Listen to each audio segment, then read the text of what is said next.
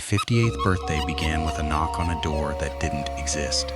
I was sitting at the kitchen table, alone, eating a piece of toast I didn't want, when I heard it. 3 knocks. Pause. 3 knocks. Coming from the wall behind the refrigerator. I pressed my ear to the plaster. The knocks were soft, measured, like someone using their knuckles on the other side. And then a voice. A child's voice. 58, she whispered. I've been knocking for 58 years. Please, let me in. I pulled the refrigerator away from the wall. The plaster was intact. No cracks, no door, no sign that anything was there. But the knocking continued. Louder now, more insistent. I grabbed a hammer from the garage and swung it at the wall. The plaster crumbled. The lath splintered. Behind them, not studs, not insulation, not the exterior brick of my house. Darkness. A darkness that breathed. My name is Frank. I'm a watchmaker. I've spent my life taking things apart and putting them back together, fixing what's broken, restoring what's been lost. I know how things work. I know that walls are supposed to have brick behind them. I know that voices aren't supposed to come from inside your kitchen. But the darkness behind my wall was real, and the child's voice was real. And when I stuck my hand through the hole, I felt something I couldn't explain.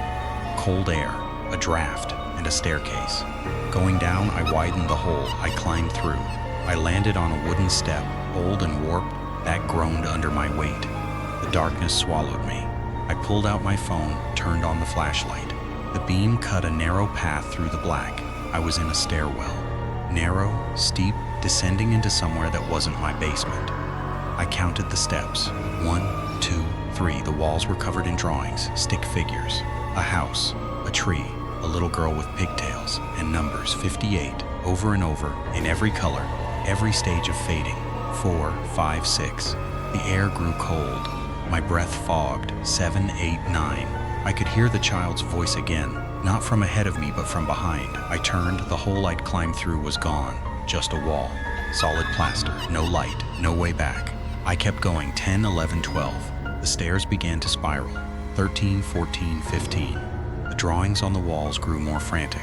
The numbers were scratched deep into the plaster, some of them stained with something dark.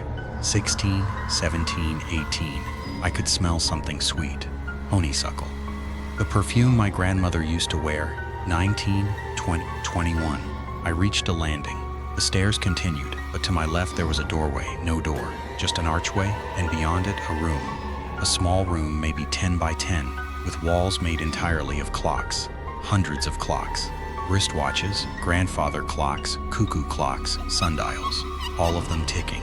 All of them showing different times. And in the center of the room, sitting on a wooden stool, was a little girl. White dress, brown hair, bare feet. She was holding a pocket watch, staring at its face. Her lips were moving, counting. 51, 52, 53, 54, 55, 56, 57. She looked up when I entered. Her eyes were dark, bottomless.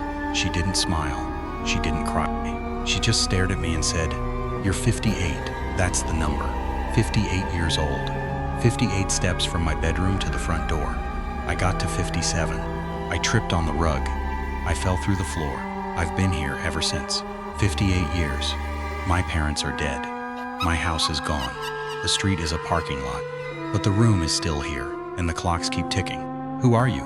I asked. "Eloise." I was 6 years old. I was running to meet my father. He was coming home from the war. I counted the steps so I would know exactly when to open the door. 58 steps. I got to 57, and I fell. I didn't hear the door open. I didn't see my father. I just heard the clocks. They've been ticking for 58 years, and I've been counting along with them, waiting for someone to help me finish. She stood up. The pocket watch fell to the floor and shattered.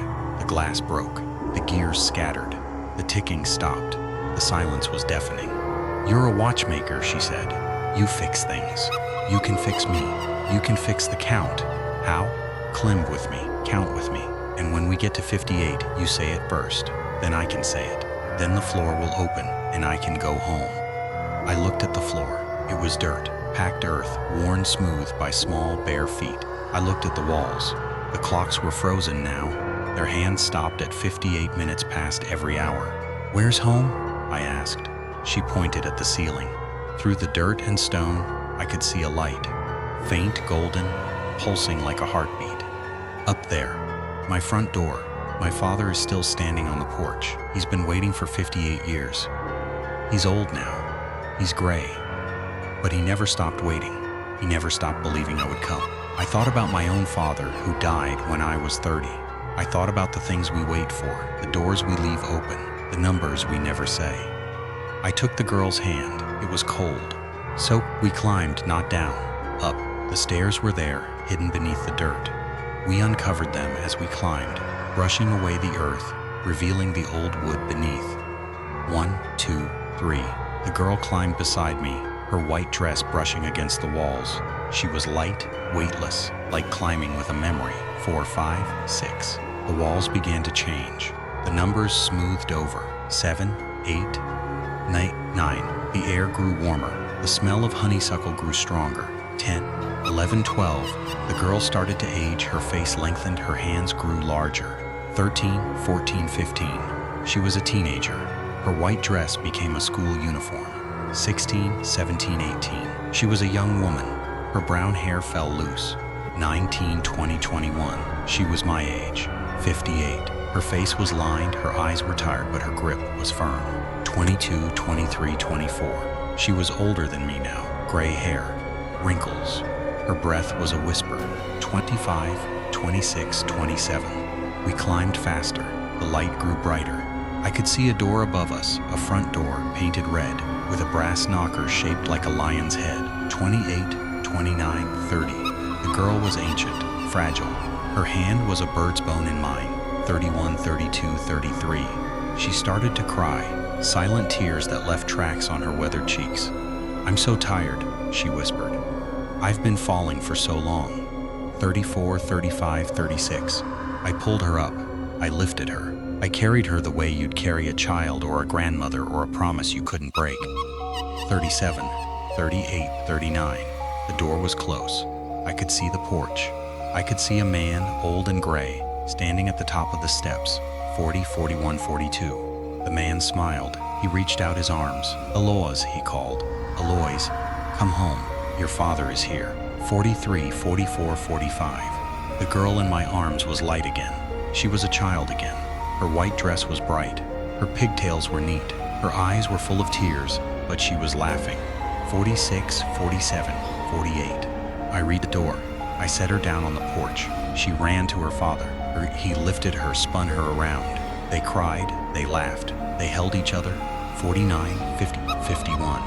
The girl turned to look at me. "Say it," she said. "Say the last number, then I can stay." 52, 53, 54, 55, 56, 57. I opened my mouth. The number was there, on my tongue, in my throat, rising like a tide. 58, I said. The door opened. The man and the girl walked inside. The door closed. The light went out. I was standing in my kitchen. The wall was intact. The refrigerator was back in place. There was no hole, no plaster dust, no sign that I had ever climbed through. That was a month ago. I'll be 59 soon. I don't hear knocking anymore. I don't see clocks. But sometimes, late at night, I feel something in my hands. The weight of a small hand, the cold of a memory. And I know that Eloise made it home. I know that she's free, but I also know that the room is still there. The clocks are still ticking. And somewhere in another house, another child is falling through another floor. Another number is rising in the dark. Last night, I found a key in my workbench. Brass, old, with a number stamped into the head. 59. I don't know where it came from. I don't know what door it opens. But I know that next year, on my 59th birthday, I'm going to find out. Because the counting never stops. It just changes numbers. And somewhere in a basement or a well or a frozen pond, another child is waiting. Another door is opening. Another number is rising in my throat like a watch spring. I'm 58 years old. I have maybe 30 good years left, and I'm going to spend every one of them climbing. Not because I'm brave, because I'm a watchmaker. I know about time. I know that every count has to end somewhere. And I know that there are so many children who have been waiting for someone to wind their clocks. Tonight, I'm going to put the new key on my nightstand. I'm going to sleep with the lights on. And at 3:58 a.m., I'm going to listen. For a child's voice. For a whispered number. For the sound of a floor opening in the dark. 1, 2, 3. I'm ready.